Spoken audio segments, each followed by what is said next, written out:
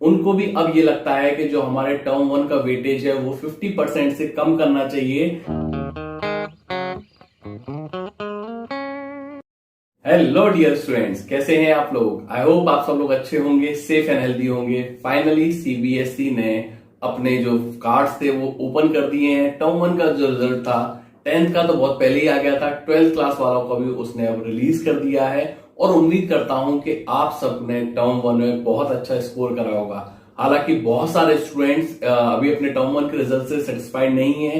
Class 12th वालों का result कैसा आया इसका अभी तक पूरा डेटा कलेक्ट नहीं हो पाया है, क्योंकि आपको मालूम है 2 दिन से छुट्टी चल रही थी, हॉलीडेज चल रहे थे। और आज होपफुली बहुत सारे क्लास 12th के स्टूडेंट्स को भी अपना रिजल्ट मिल गया होगा टर्म वन का।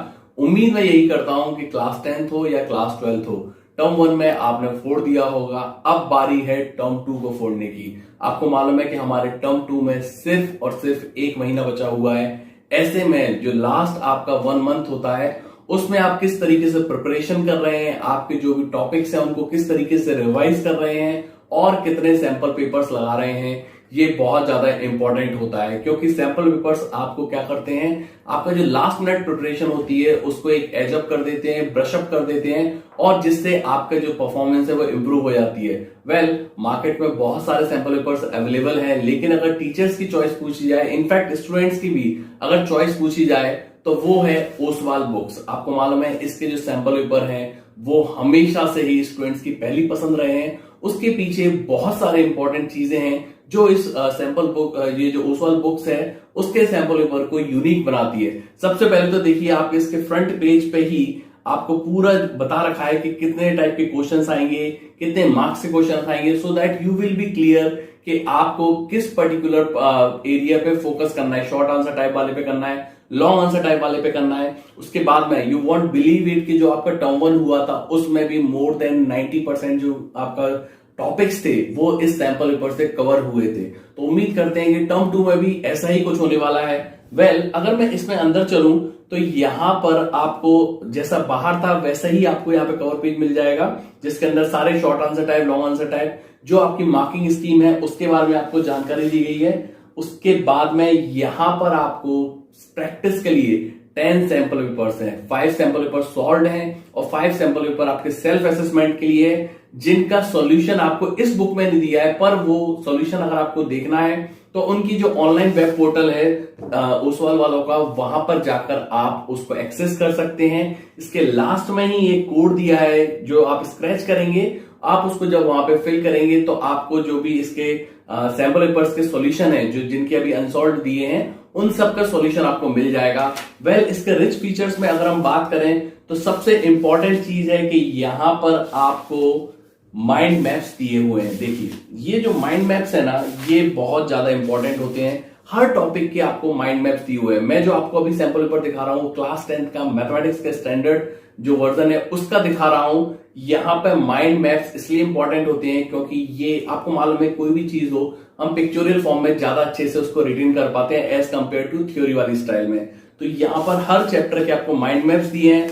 उसके बाद में आप जब अंदर आते हैं तो जो चैप्टर्स की क्विक समरी है वो भी दे रखी है। मतलब आपको सारी चीजें एक ही जगह पर मिल रही है। आपको ऐसा नहीं थ्योरी के लिए कोई और बुक रेफर करना है, माइंड मैप्स के लिए कोई और बुक रेफर करना है, सब कुछ आपको यहां पर मिल रहा है। उसके बाद में सैंपल पेपर्स दे रखे हैं। शुरू में आपको सॉल्व मिलेंगे, उसके बाद में आपको अनसॉल्व मिलेंगे सेल्फ असेसमेंट के लिए। पीछे इसके सॉल्यूशंस दे रखे हैं। जो सैंपल पेपर सॉल्व है उसको थॉरोली दिखा रखा है विद मार्किंग स्कीम की, यहां पर इतने मार्क्स मिलेंगे, इतना पार्ट करोगे तो आपको इतने मार्क्स मिलेंगे। आपको मालूम है ये जो हमारा टर्म 2 है वो डिस्क्रिप्टिव है, तो पूरे डिस्क्रिप्टिव पैटर्न को ध्यान में रखकर ओसवाल बुक्स वालों ने सैंपल पेपर को डिजाइन किया है। मुझको लगता है स्टूडेंट्स आपको जरूर लेना चाहिए, बहुत नॉमिनल प्राइस में है। अगर आप यहां पर ले रहे हैं तो आपको 149 रुपीज का मिलेगा ऑफलाइन पर। ऑनलाइन पे मेरे ख्याल से इस पे और आपको डिस्काउंट्स मिल सकते हैं। प्राइस बहुत नॉमिनल है और मुझको लगता है कि आपको इसको जरूर एक बार चेक करना चाहिए। अगर मैं बात करूं कि जो हमारा टर्म 2 है वो हमारे लिए इंपॉर्टेंट अब ज्यादा क्यों हो गया है, क्योंकि मैंने अभी आपको बताया था कि टर्म 1 जो है वो बहुत सारे स्टूडेंट का जैसा हमने एक्सपेक्ट करा था वैसा नहीं गया है। इस चक्कर में हुआ क्या है, ये जो हमारे वेटेज की डिमांड थी, टर्म 1 के वेटेज को लेकर जो अभी 10th वाले के लिए डिमांड कर रहे थे, अब उस पार्टी को 12th वालों ने भी ज्वाइन कर लिया है। बहुत सारे स्टूडेंट्स जो 12th के हैं उनको भी अब ये लगता है कि जो हमारे टर्म 1 का वेटेज है वो 50% से कम करना चाहिए। इनफैक्ट जो आपकी न्यूज एजेंसीज हैं वो भी इस बात को सपोर्ट कर रही हैं कि आपका जो टर्म 1 का वेटेज है वो 30% यानी मतलब 30:70 में आपका टर्म 1 टर्म 2 डिवाइड हो जाना चाहिए।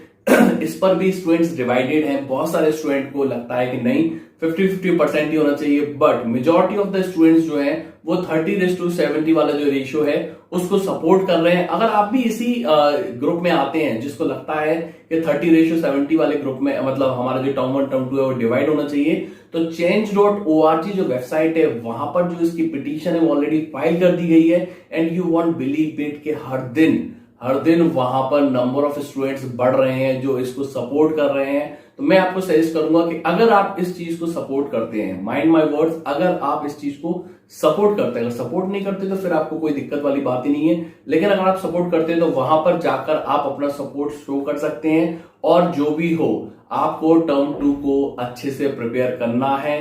अपना पूरा रिवीजन जो भी है वो सही से करिए। सैंपल पेपर्स मैंने आपको बता ही दिया कि आप किसको देख सकते हैं। मेरी पर्सनल चॉइस तो यही है कि आप ओसवाल बुक्स के सैंपल पेपर्स देखिए, आपको डेफिनेटली बहुत अच्छे रिजल्ट्स मिलेंगे। Wishing you all the best for your term 2 examinations.